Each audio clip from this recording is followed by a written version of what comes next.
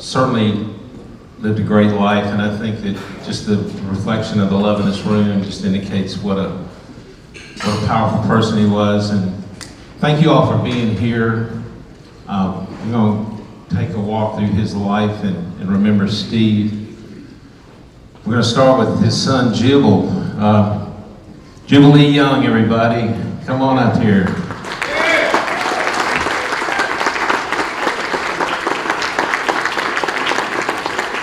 Thank you. Thank you, David. Really appreciate BMI for letting us do this here. David, Preston, Nancy Moore, Robert Mims back there running the AV stuff. It's wonderful, and thank you all for being here. My dad, of course, is Steve Young. Most of you already knew that. I am the only acknowledged son of Steve Young.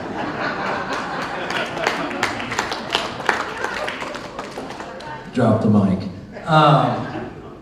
You know, he was born in Newnan, Georgia, July 12th, 1942. And, well, and my grandmother's correcting me already. This is going to be a great night. And there's his mother right there, Frances Brown.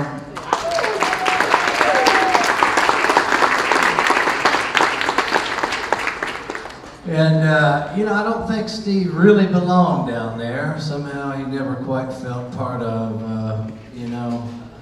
And eventually he wandered into Montgomery and had some adventures with Richard and Jim. And they ended up taking him to New York City and Los Angeles, where he eventually put out his first album, which was Rock Salt Nails on A&M, where the first recording of Seven Bridges Road ever appeared. And eventually got into the band Stone Country, and then did a solo album. And you know, all this is on the internet. You can look it up later. We got to get on with this. But I really appreciate everybody being here. Right now, we're going to get started. I'm going to invite Richard and Jim to come up here, and it may take a minute because you know. Well, no, here comes Jim. He's quite spry still. And here comes Richard. He's got to have somebody hold his drink. This is going to be a party. So y'all come on up. So we're just going to make this casual and... 1, 2. There he is. Jim Connor, everyone. Well, we picked up Steve in Gadsden, Alabama over on Foster Avenue, 1963 or 2. I forgot Richard. That's Richard. And he had just recovered from a gunshot wound. He'd been wounded down in Texas when he was in high school down there. It took him a year because his chest was shattered. And you know what? He sat in his grandmother will tell you. I remember her. He sat in her bed for a year when he basically played the guitar. And Richard and I went over there, and Richard said, "Hey, there's a guy over on Foster Avenue who plays the guitar. You ought to hear him." Well, now wait a minute. Yeah. Wait a minute. Bobby Royal told us about that. All right, Bobby Royal. Yeah, good. All right. Richard. I'm here to correct it. Yeah. Well, Richard told me, and I was astounded. I never heard anybody play like that. What I have for a few of you, if you want, and this is for Jubal, 4 of Steve's songs that are pretty rare. Traveling Kind, Journey Afar, Sun Don't Shine, and Long Way to Hollywood. Traveling Kind was that the first song ever Steve recorded? And Richard and I had a contract with Capitol, and they punted on our Capitol album. We put 3 Steve songs, and I don't think Capitol knew what to do with them, and they didn't know what to do with us, because they didn't know whether we were country or folk pop or folk country, and they didn't know what Steve was writing. So the next time they sent us to Nashville. Yeah, and then they sent us to Nashville, and With Marvin Hughes to record. They thought most people thought we were playing folk music, but what it was North Alabama country. North Alabama. And 1963, 3 things very important happened in my life, or in our lives. We had come back from Western Europe, and we had a contract, so that was the first thing. We got a contract from Capitol and said, we need to record. And the second thing was, my daddy helped me buy an Impala station wagon, 63, and he lent me the $600 down payment on it. And he made me put 4-ply tires on it, because we were going to use it to drive to California. Then, like I said, we got introduced to Steve from a distance, and we went over to see him and see if he, number one, had written anything that we might be interested in recording. And he had.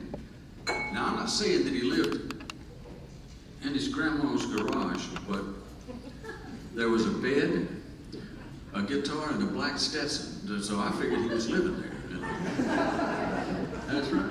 And he played that guitar, and it's just, oh man, amazed me. Amazed me. And so went out there and recorded Capitol. First thing we did, if you remember, we had an invitation to, and I'll try to make this quick, Mimi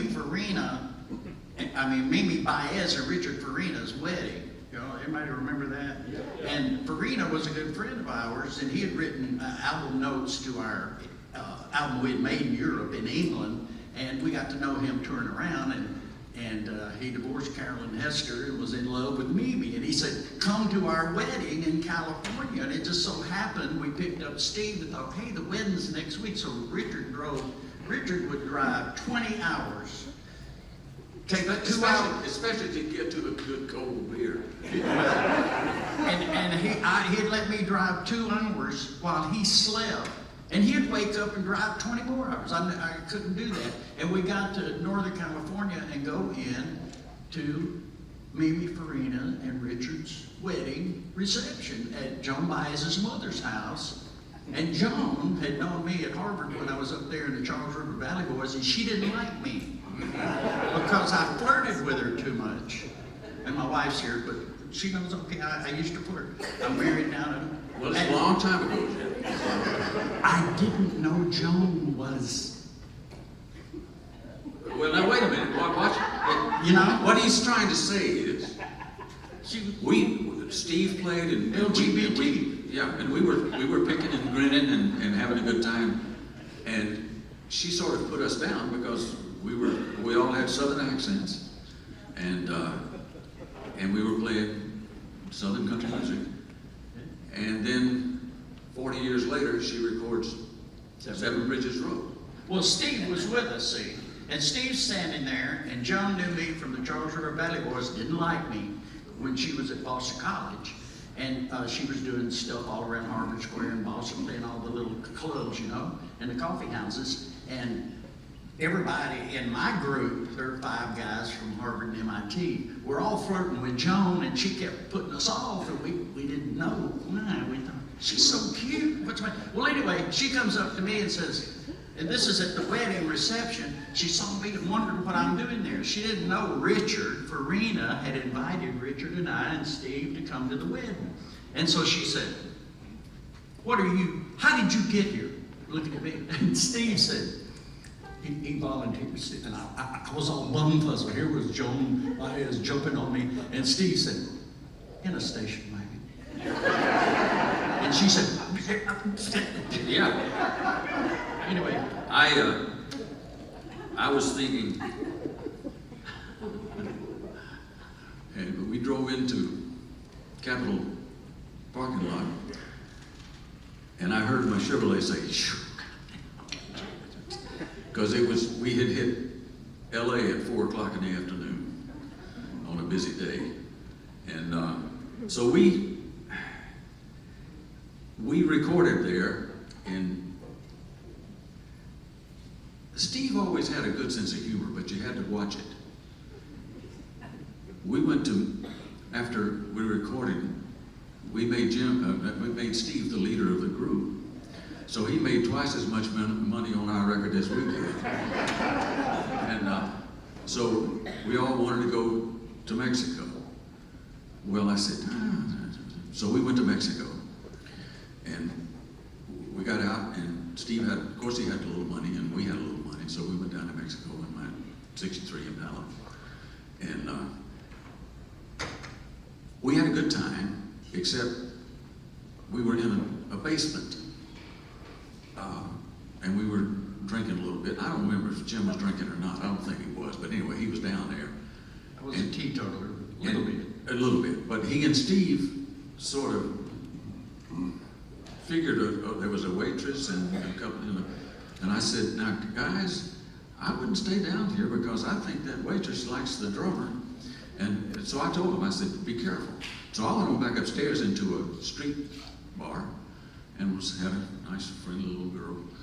And in about 2 minutes, I heard the ruckus across the street. They both came flying out of that bar downstairs.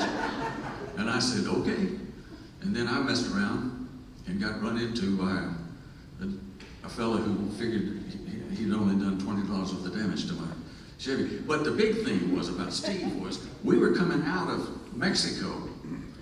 And of course, it was dark. And they shined the light on me and said, are you American citizen? I said, yes. They said, where were you born? I said, Alabama. And they asked Jim the same thing. They said, are you an American citizen? He said, yes. And where were you born? I was born in Alabama. And it shined the light on Steve, and he had his black hat on. And they said, are you an American citizen? And he said, see. And I said, Steve, that ain't funny.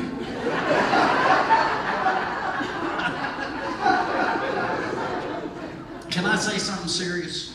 Please. You've all heard stories about Steve Young and his mismatch with producers, directors, right? Labels. He was a sharecropper's son. Son of a sharecropper's son. And I wrote this out, okay? He trod the highways, crossed bridges, climbed fences to write songs that spoke to the world. That's Steve Young. Yes. Now, some people thought Steve Young was insecure. I think he was so insecure because he accepted his background and his insecurity, and in that acceptance became more secure than I was my whole life. Now, selfish. Some people thought, somebody told me, Steve Young, he's so selfish. Yeah, he was selfish. He was so selfish, he recreated himself over and over into total unselfishness. He shared his inmost talents, and he did not express anything but the truth as he saw it and as he would create it. He was given as he was given it. He would not. Anybody know about Steve Young compromising himself? And he suffered from the you gotta, you oughtas, and you shouldas. Who in here suffers from those? You should write a song that Toby Keith would record. You ought to write a song like such and such star, and that would make you some money. You should, you ought, you. And Steve would look at that, and it was like he'd go blank, and he'd leave that label. And he did it how many times? Half a dozen times. The highest sin to him would be to compromise and cooperate, go current style, or as the producers and directors said, their interests and their imitators. His own spirit-driven, soul-searching, absolute honesty, and he was long gone, the purest expression and the highest totem to him, and the lowest totem was to do it for the dollar. Never defined by outside style, copying anything or anybody. Always self-critique, knows exactly what he's doing as close as humanly possible. Honesty, no deceptions, knowledgeable or created. He was Picasso-istic pure. That's the way I say it. Yes.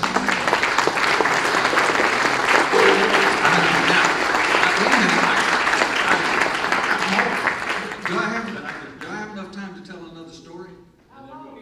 And there we go. And Jim and I parted company, and Steve was back out. He had gone home after the Mexican trip. We put him on an early morning train that he wanted to ride the train to Alabama, and then that's what he did. And I sort of worked around. I wrangled horses. I worked as a mechanic. And while I was working as a mechanic, a fellow came out in front of the Troubadour, And he said, Richard, what are you doing? I said, I'm making a living trying to stay alive. And he said, what about a group? And I said, what are you talking about? And he said, a buddy of mine's forming a group. And we need a good lead singer and guitar player. And you to front it. And he said, do you know a guitar player? And I said, yeah, I know a fella. And he said, where is he? I said, I don't think he's in Silver Lake or somewhere. He's in East Los Angeles, somewhere he's here. So I got in touch with Steve, and we went into Stone Country. And we played some good music with that group. And Steve was primary, the lead singer. And when he left and I left, I ended up going to Las Vegas with the group as a roadie manager. And so everything was changing. And then I went back into the situation, doing what I was doing. And Steve and I sort of did this over the years. Want to sing a verse and then get out of here? No, I got to tell one more story. About this long. All right. Damn it. When you get to be 79, you forget a lot of stuff, you know. And a lot of people didn't get to know Steve. Steve, as a young man, was kind of hard to know. But I think that the people that took the time to get to know Steve Young really enjoyed the time spent, and we'll miss him. Amen. We hadn't even rehearsed, but I don't know. We recorded this song 53 or 63 years. 63. Yeah, No, 53 years. 53 years. I think it's the first Steve song. We were traveling kind. Somebody said, you know, Steve didn't believe in God. He wasn't religious. Well, have you ever been in his house? He had 37 religious statues in there, all kinds of writings. He had 100 religious books. It wasn't typical Christianity. Wait a minute, I got one more story. Stone Country was playing a pizza parlor in St. Louis. And Steve and I were eating breakfast in this place that was in the same short mall as where we were staying. There was a bar here that served breakfast, and the pizza parlor was right there, and I'm sitting across from Steve, and we're sitting there. And this fellow walked up to us,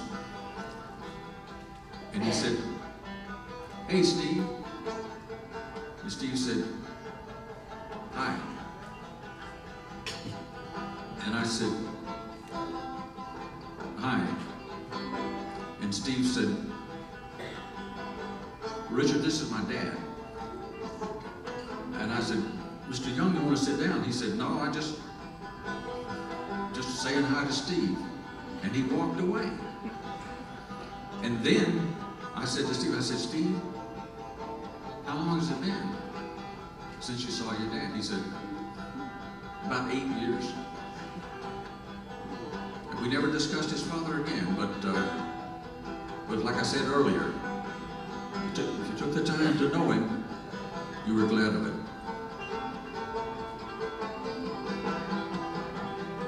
Oh Lord, I am a traveling man,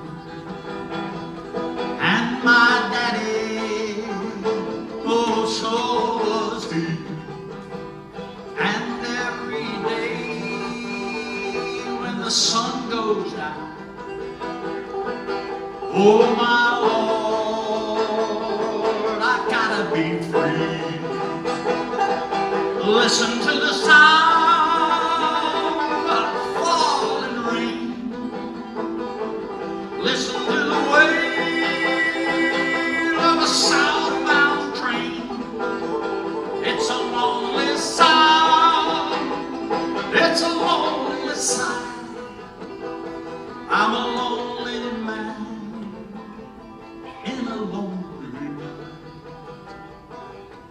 rich man has no use for me,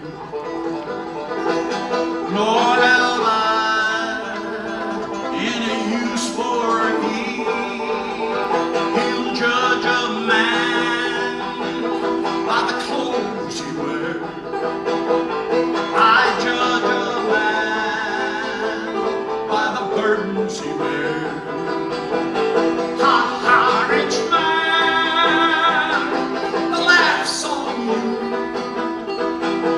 You live and die by another man's rule. And if my traveling be so wrong, let God judge me before I'm home. Now just one thing I say, I want you to know, my smug rich friend, before we go, that if my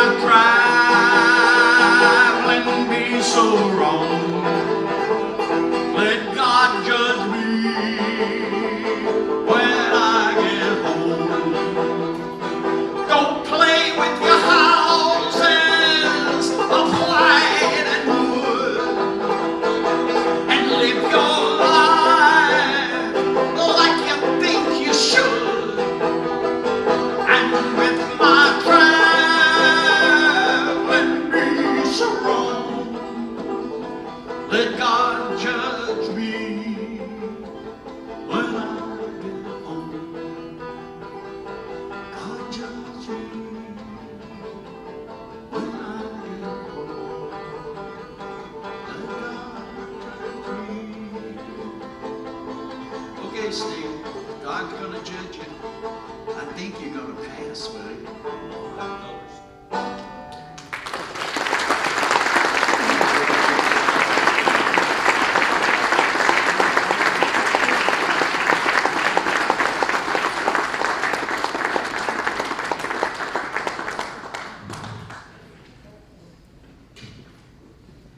Richard and Jim, everybody.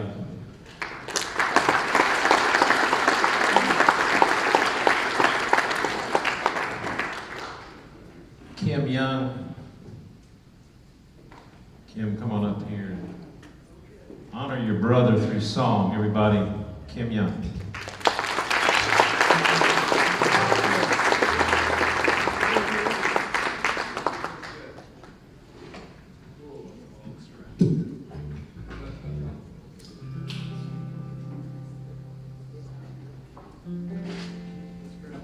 The strap is designed for a tall guy. It's not me. I wanted to thank each and every one of you for being here. Brought my own things. And we're to honor my brother. And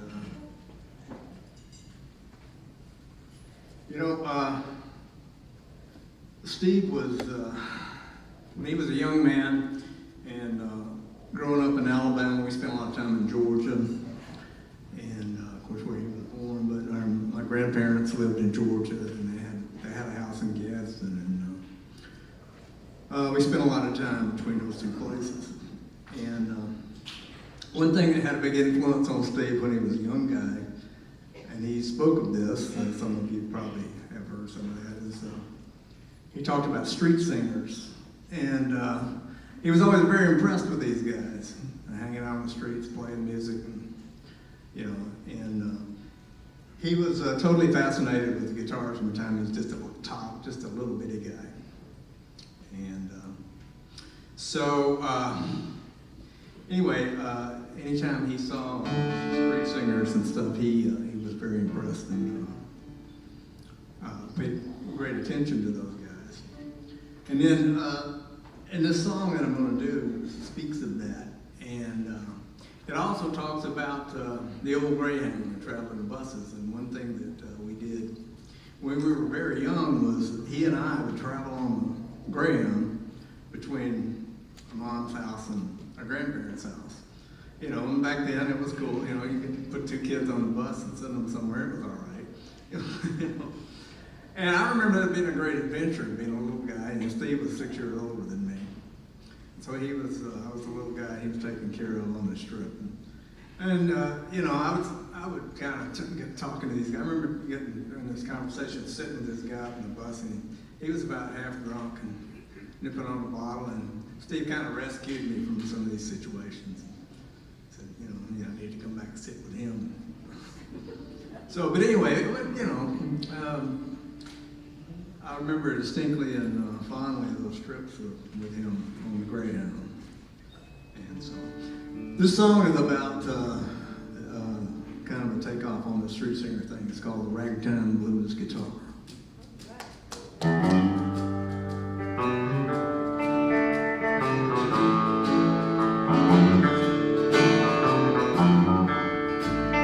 Play the ragtime blues guitar. Play near and far. Play on the street and all around. Travel on the old Greyhound. And my guitar's my old friend. And she knows just where I've been. And she understands how I feel. She knows these blues are real. But if you don't like what I play, well, friend, you ain't got to pay now. And you got no money, that's okay. Well, I ain't getting rich no way. Yeah, well, I play my blues all right. I play out every night.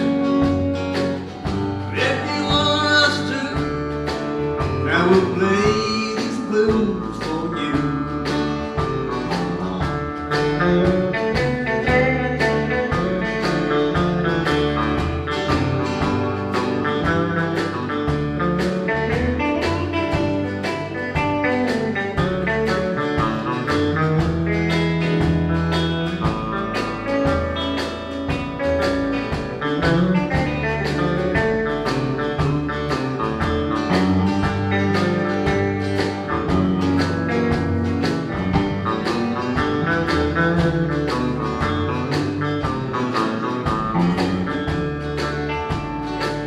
Hey, I play the ragtime blues guitar.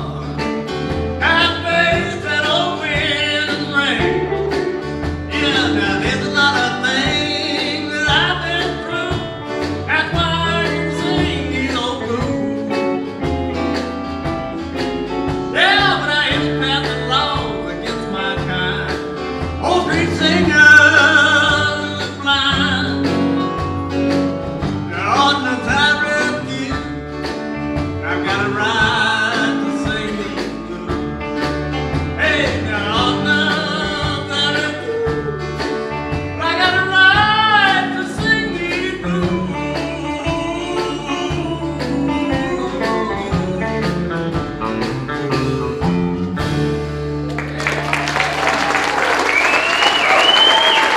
Thank you very much.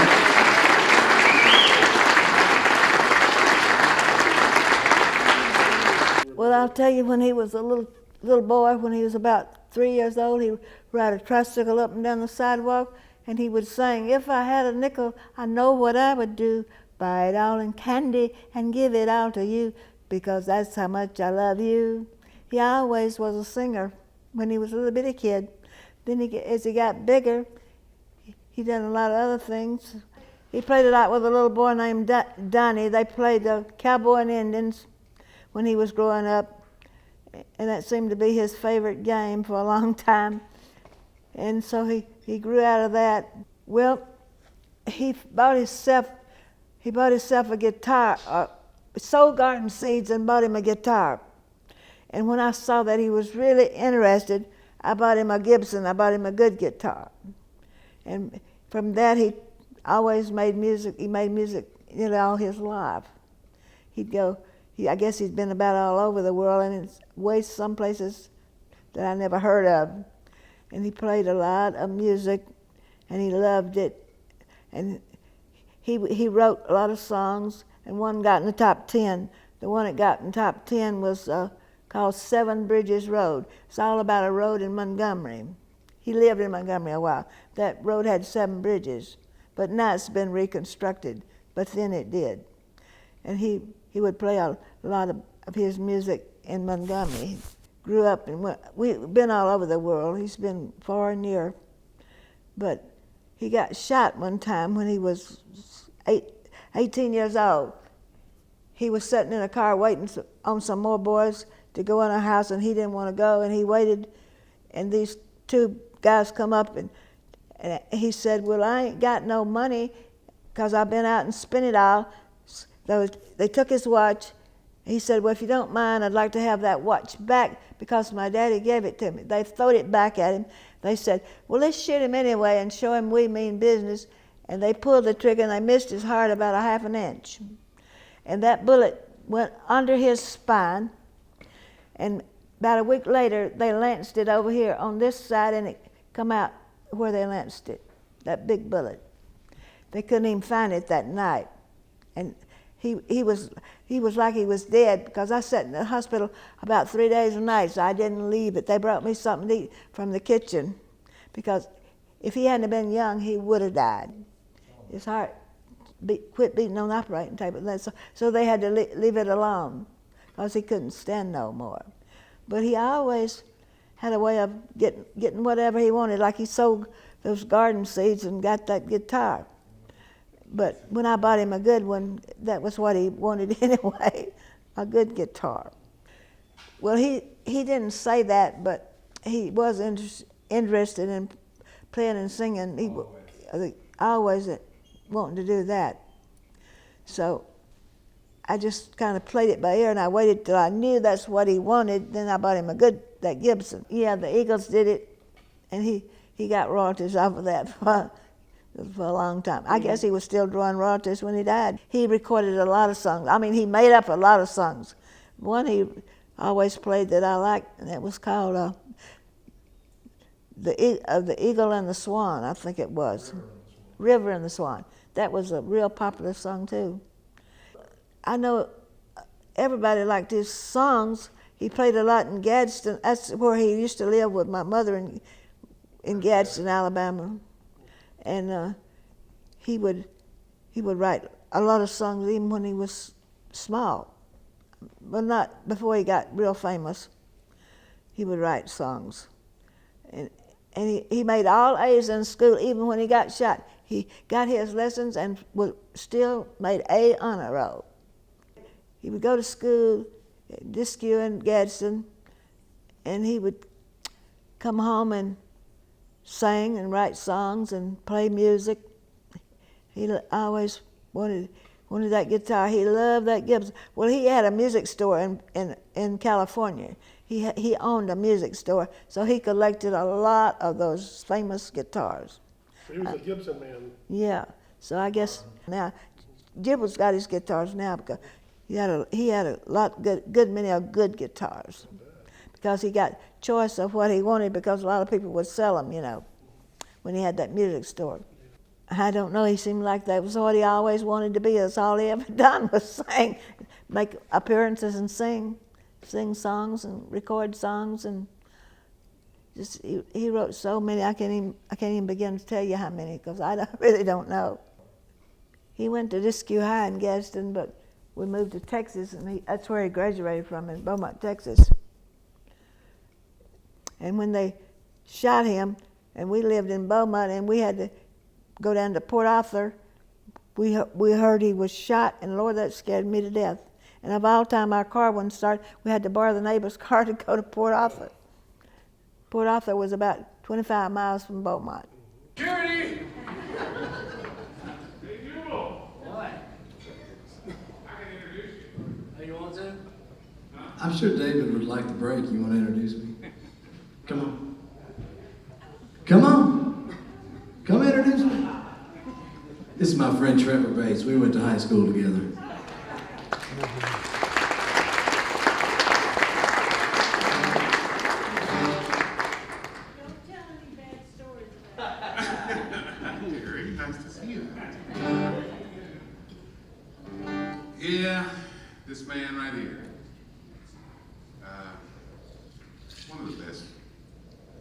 band I've ever known.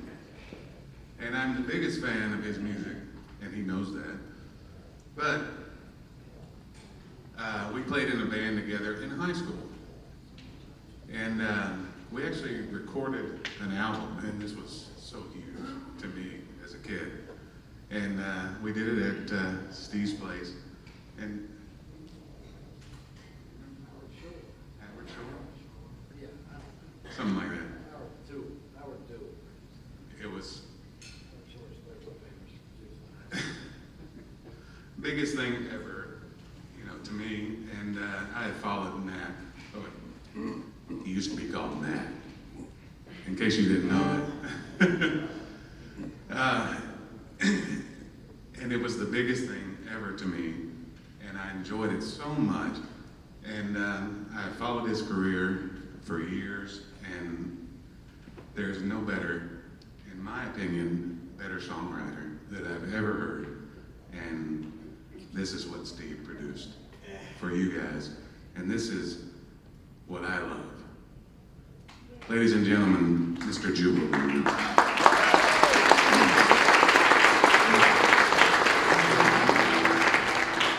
Thank you so much.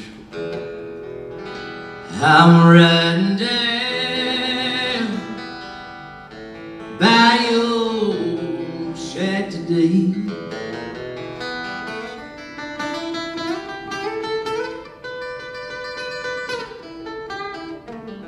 I'm riding down by your rusty shack today.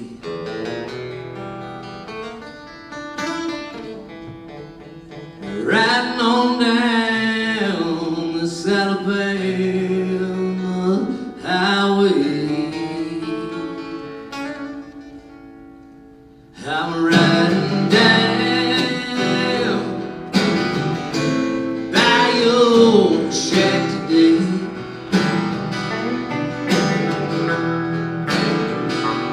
Lord, I'll work all out in your cotton fields.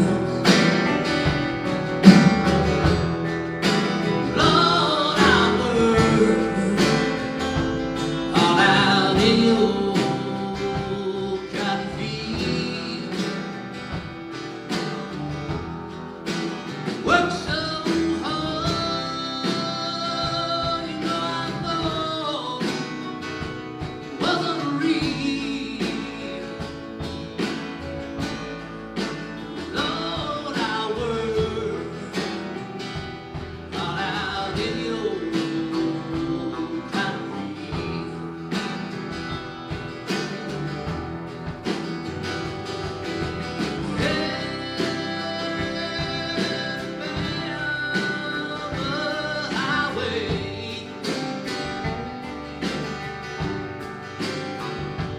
Take me on beneath the moonlight towards the day. Turn supernatural, take me to the stars, let me play. Wanna be free, Alabama highway.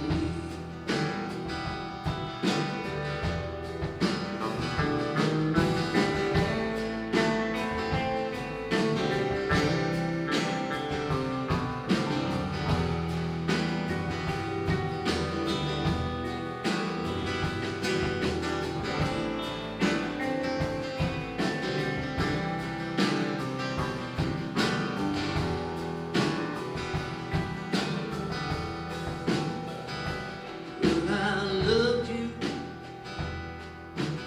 loved you, Dixieland. Lord, I loved you, Dixieland. Wonder why you never give me helping hand.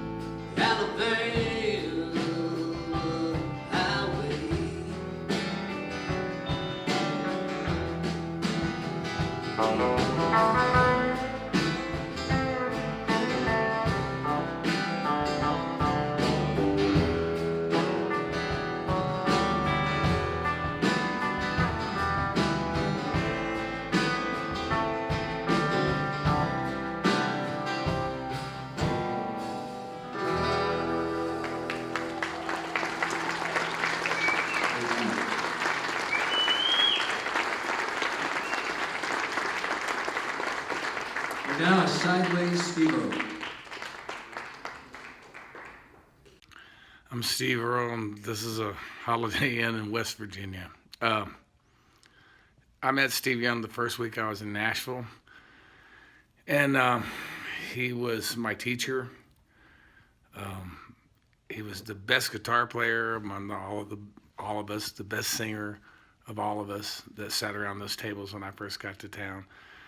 And he got sober before anybody I knew. And when I got ready, well, he knew I was coming, and I miss him.